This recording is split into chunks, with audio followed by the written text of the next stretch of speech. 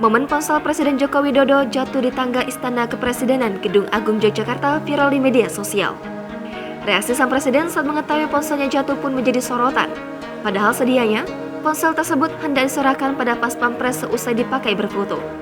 Momen viral jatuhnya ponsel Jokowi ini terjadi di sela acara Jokowi di Istana Kepresidenan Yogyakarta pada Rabu 4 Mei kemarin. Saat itu, Presiden keluar dari gedung utama.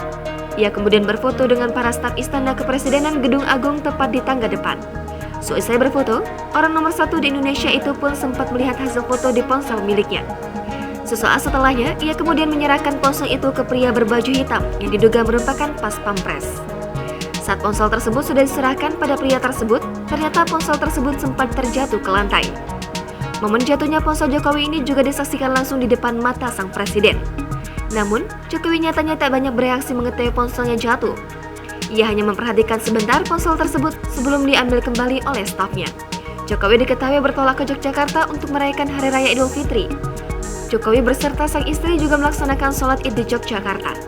Jokowi meninggalkan Istana Kepresidenan Gedung Agung Yogyakarta sekitar pukul 12.49 waktu Indonesia Barat dengan menaiki mobil Alphard berwarna hitam berplat H.